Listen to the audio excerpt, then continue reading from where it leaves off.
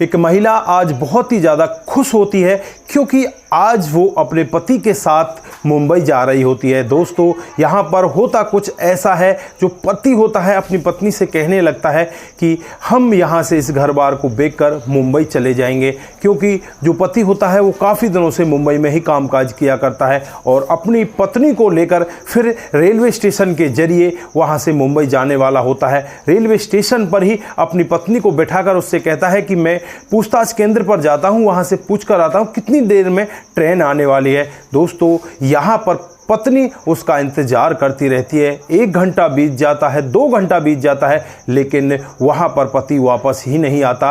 अब पत्नी यहाँ पर टूट सी जाती है। पूरी रात भर यहाँ पर भूखी प्यासी अपने पति का इंतजार करती रहती, लेकिन यहाँ पर पति वापस ही नहीं आता। जैसे ही अगला दिन होता है, एक लड़का जो सफाई कर्मचारी होता है, पहले दिन से यहाँ पर इसको देख रहा था, पहले दिन भी यहाँ पर इसकी मदद करना चाहता है, लेकिन यहाँ पर ये औरत साफ मना कर देती है। और जैसे अगला दिन आता है तो अगले दिन फिर ये लड़का यहाँ पर उसकी मदद की पेशकश करता है। दोस्तों, उसके बाद जो होता है कभी किसी ने कल्पना भी नहीं की थी। अगर आप लोग भी पूरे मामले को डिटेल से जानना चाहते हैं कि उस पति के साथ वहाँ हुआ क्या था, वो पति कहाँ चला गया था, क्या वो पति से धोखा दे गया था, क्या हुआ था पूरा मामला, अगर आप लोग भी पूरे मामले को डिटेल से जानना चाहते हैं तो वीडियो को ज़रा सा भी स्किप ना करें, लास्ट तक वीडियो को ज़रूर देखिएगा। आगे बढ़ने से पहले हमारी वही रिक्वेस्ट की जो हमारे चैनल के साथ नए हैं, कृपया करके चैनल को फॉलो कर लें, बेल आइकन को ज़रूर प्रेस करें। नमस्कार, जय हिंद। आप देख रहे हैं APH न्यूज़ राहुल रावत के साथ। दोस्तों, आज की जो हकीकत की घटना आप लोगों को बताने जा रहा हूँ, ये लखनऊ रेलवे स्टेशन की ही हकीकत की घटना है। यहाँ पर सुमित नाम का एक लड़का जो सफाई का कामकाज किया करता है, आज भी वो यहाँ पर सफाई कर रहा है और देख रहा है कि एक लड़की जिसकी उम्र लगभग ऐसी होगी 22 से 24 साल के बीच में, वो यहाँ पर बैठी हुई है और काफ़ी देर से चिंतित दिखाई दे रही है। यहाँ पर इस महिला को देखता है और इसके पास पहुँच जाता है और इससे कहने लगता है कि आप मुझे कुछ चिंता में दिखाई दे रही हो, आपके साथ कुछ गलत हुआ है क्या, आप कहीं जाना चाहती हो क्या, आप भूखी हो। तो यहाँ पर जो सामने महिला होती है, उसका नाम रागिनी होता है, वो कहने लगती है कि तुम्हें इस बात से क्या मतलब, तुम यहाँ से बस चले जाओ। दोस्तों, गुस्सा बहुत ज़्यादा उसके चेहरे से झलक रहा होता है। अब यहाँ पर सुमित कुछ भी नहीं सोचता और सीधे वहाँ से जाने लगता है, क्योंकि वो भी यही सोचता है कि यार क्या मतलब है इसका, ये अपने रास्ते है, मैं अपने रास्ते हूँ, मैं तो इसकी मदद करना चाहता था लेकिन ये मदद चाहती ही नहीं। फिर वो अपने घर पहुँच जाता है और अपनी माँ, जिसका नाम शीला होता है, उससे कहने लगता है कि माँ, इस तरह का मामला हुआ है, एक लड़की मुझे वहाँ पर दिखी और वो लड़की बहुत ज़्यादा परेशान थी और मैं उसकी मदद भी करना चाहता था, लेकिन उसने मेरी मदद नहीं ली। तो यहाँ पर शीला कहने लगती है, बेटा जो शीला होती है वो कहने लगती है कि बेटा शायद वो किसी का इंतज़ार कर रही होगी, उसका कोई आ गया होगा और वो चली गई होगी। दोस्तों, ये यहाँ पर दोनों माँ बेटा खाना पीना खाकर सो जाते हैं। जैसे ही अगला दिन आता है, सुमित अपनी ड्यूटी पर फिर पहुँच जाता है। फिर वहाँ पर ये महिला, जिसका नाम रागिनी होता है, वहीं पर बैठी मिलती है। आज इसका चेहरा बिल्कुल उतरा हुआ था, बिल्कुल उदासी भरी निगाहों से ये लोगों को देख रही थी। तभी यहाँ पर सुमित थोड़ा आगे बढ़ता है और रागिनी के पास पहुँच जाता है और कहने लगता है कि आप तो कल से ही यहाँ पर बैठी हुई हो, क्या बात है, क्या हुआ है, आप बताओ तो सही कुछ, आप मुझे लग रहा है कि बहुत ज़्यादा दुखी हो। तो यहाँ पर रागिनी फूट फूट कर रोने लगती है और कहने लगती है कि मेरा पति मुझे धोखा देकर चला गया।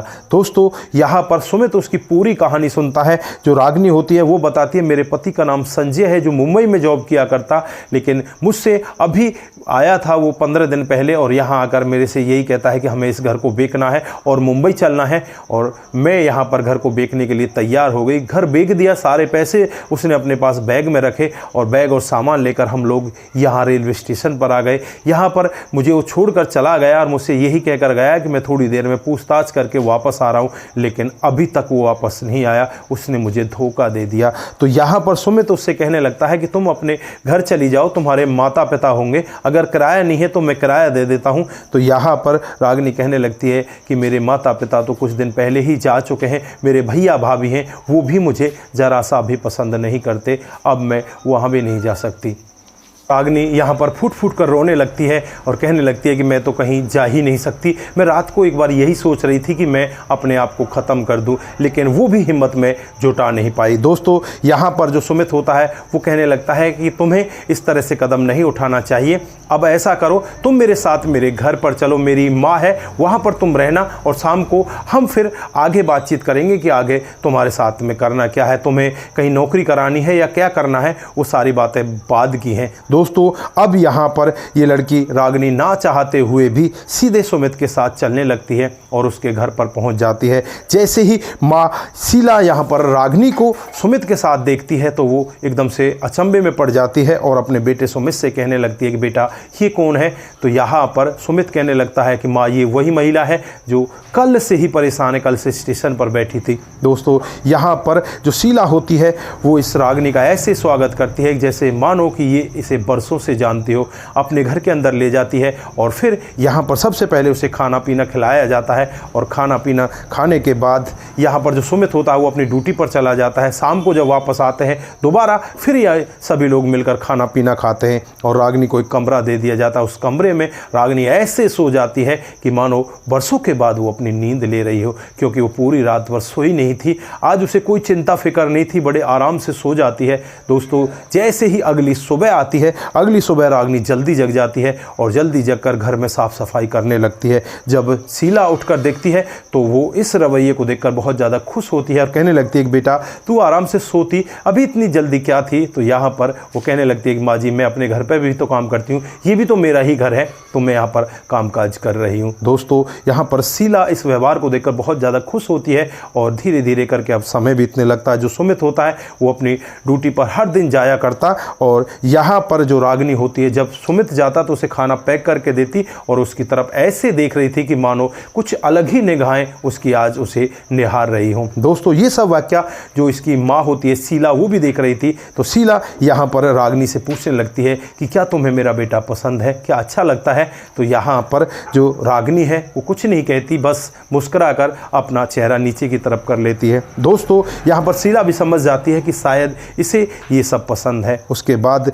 जब सुमित आता है तो सुमित से भी वो बातचीत करती है और सुमित से यही कहती है कि बेटा क्या तुम्हें ये रागिनी पसंद है। तो यहाँ पर सुमित भी ज़्यादा जवाब नहीं देता, वो भी यही कहता है कि माँ जो तुम्हें पसंद है वो तुम कर लो। ये इन दोनों की शादी करवाने के लिए तैयारी करने लगती है और एक दिन का वाक्य होता है जब यहाँ पर जो रागिनी होती है सब्जी खरीदने के लिए जाती है। रास्ते में एक लॉटरी बिक रही थी, लॉटरी की टिकट वगैरह। दोस्तों उस टिकट को खरीद लेती है और फिर जब टिकट को खरीद कर घर आने लगती है तो रास्ते भर पछताने लगती है कि मैंने पैसा खर्च कर दिया, ये तो बहुत गलत हुआ है, हमारी कहाँ लॉटरी लगने वाली है। दोस्तों अब ये घर आती है, घर आकर शीला को पूरा वाक्य बताती है। शीला यहाँ पर उससे कहने लगती है कि बेटा कोई बात नहीं, जो तूने कर दिया वो ठीक किया, लेकिन पता नहीं तुम्हारा भाग्य चमक ही जाए, कहीं लॉटरी की टिकट निकल ही आए। तो यहाँ पर जैसे ही अगला दिन आता है, लॉटरी निकलने वाली होती है तो टीवी खोलकर यहाँ पर शीला बैठ जाती है और इस नंबर का इंतजार करने लगती है। थोड़ी देर बाद ही पता चलता है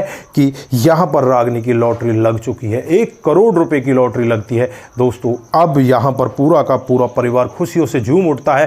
रागिनी यहाँ पर बहुत ज़्यादा खुश होती है, शीला खुश होती है, सुमित भी खुश होता है। दोस्तों अब यहाँ पर शीला को मन ही मन कुछ ऐसा लगने लगता है कहीं ऐसा ना हो रागिनी अब हमारे बेटे से शादी ना करे, क्योंकि वो तो अब करोड़पति बन चुकी है। दोस्तों फिर यहाँ पर रागिनी से पूछा जाता है कि बेटा शादी का क्या। तो रागिनी कहती है कि शादी तो माँ करनी ही है, अब करा दो जल्दी से। तो यहाँ पर फिर इन दोनों की बड़ी ही धूमधाम से शादी करा दी जाती है और शीला यहाँ पर रागिनी का ऐसा रूप देखकर बहुत ज़्यादा खुश होती है। नहीं तो ज़्यादातर पैसा जब लोगों के पास आता है तो उनकी जो निगाहें हैं, नज़रें हैं, सब कुछ बदल जाता है, नज़रिया भी बदल जाता है। लेकिन यहाँ पर रागिनी ने ऐसा कुछ भी नहीं किया और वो आराम से शादी कर लेती है। शादी करने के बाद वो बड़े धूमधाम से आराम से अपने घर परिवार को आगे चलाने लगती है। धीरे धीरे समय बीतता है। इधर जो इसका पति होता है संजय, जो मुंबई में गया था, संजय यहाँ पर किसी और दूसरी लड़की से प्यार करने लगा था और उस लड़की ने संजय से यही कहा था कि तुम मेरे लिए एक फ्लैट ले लो और उसके बाद हम आराम से रहेंगे।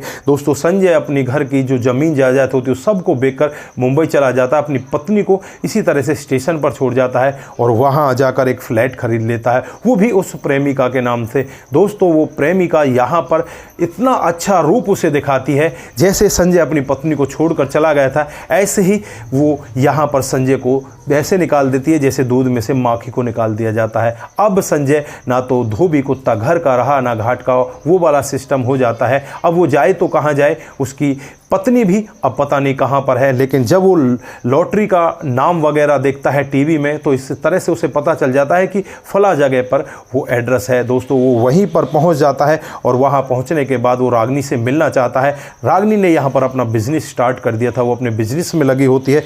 लेकिन जब वो रागनी से मिलता है तो रागनी उसे पहचानने से मना कर देती है कि मैं आपको नहीं जानती, आप कौन हो। तो यहाँ पर संजय रोने लगता है और कहने लगता है कि रागनी ऐसा मत करो। तो यहाँ पर जो रागनी होती है वो संजय से कहती है कि मैं ऐसा ना करूं, तुमने कौन सा भला किया था, मेरे सारे पैसे जो घर की कीमत लगी थी उस सब को पैसे को लेकर तुम मुझे स्टेशन पर छोड़कर चले गए थे। आज जब मेरे पास पैसा आ गया है तो तुम्हें याद आ गया मैं कहाँ हूँ, अब तक तुमने कभी मेरे बारे में सोचा तक नहीं। तो दोस्तों यहाँ पर संजय रोने लगता है, लेकिन रागनी उसे कोई भी तजुर्बा नहीं देती और वहाँ से संजय रोता हुआ निकल जाता है। उसके बाद रागनी अपने इसी नए पति सुमित के साथ बड़े आराम से रहने लगती है। आज इनको 2 बच्चे भी हैं और इनका जीवन बहुत ही बेहतर तरीके से कट रहा है। दोस्तों ये थी आज की एक छोटी सी कहानी, आप लोगों को कैसी लगी? अगर आपको जरा सी भी प्रभावित करती है, जरा सी भी अच्छी लगती है तो दोस्तों के साथ ज़रूर शेयर करके जाएँ। दोस्तों यहाँ पर रागनी ने जो कदम उठाए थे क्या उचित थे या अनुचित थे? उसे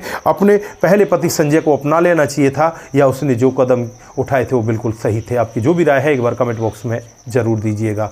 दोस्तों जिन साथियों ने हमारे पिछले वीडियोज़ पर कमेंट किए थे उनका नाम हम यहाँ पर बारी बारी से लेने वाले हैं। पहला कमेंट आता है वो शंकर स्वामी का आता है, तुम्हारी कहानी बहुत ही अच्छी लगती है, आपका बहुत बहुत धन्यवाद। उसके बाद अशोक कुमार सिंह का कमेंट आता है, आप महान हैं जो नई पीढ़ी को अच्छी अच्छी कहानियाँ बताते हैं, आपका तहे दिल से बहुत बहुत शुक्रिया, बहुत बहुत धन्यवाद। हरेंद्र प्रताप सिंह राजपूत लिखते हैं, अति सुंदर वीडियो, जय हिंद जय भारत जय भारत। जो रफ़ीक अली हैं वो लिखते हैं, आपकी कहानी हकीकत इंसानियत है, आपका भी दिल की गहराई से बहुत बहुत धन्यवाद। मदन सिंह जी लिखते हैं, जय श्री कृष्णा, अति सुंदर कहानी, आपका भी दिल की गहराइयों से बहुत बहुत धन्यवाद। उसके बाद जो कमेंट आता है गुरानदास महंत का आता है, बहुत सुंदर कहानी है सर जी, आपका भी दिल की गहराई से बहुत बहुत धन्यवाद। रफ़ीक अली, आपकी कहानी में इंसानियत होती है और आपकी कहानी दिल को छू ले जाती है, आपका भी बहुत बहुत धन्यवाद। मुम्मन श्रीवास्तव जी, बहुत सुंदर, आपकी कहानी बहुत अच्छी होती है, आप सभी का दिल की गहराइयों से बहुत बहुत धन्यवाद। आप सभी लोग इसी तरह से हमारे साथ बने रहें और इसी तरह से हमें अपना प्यार देते रहें। आप सभी स्वस्थ रहें, अच्छे से रहें और अपने परिवार के साथ रिश्तों को ज़रूर निभाते रहें। जय हिंद जय भारत।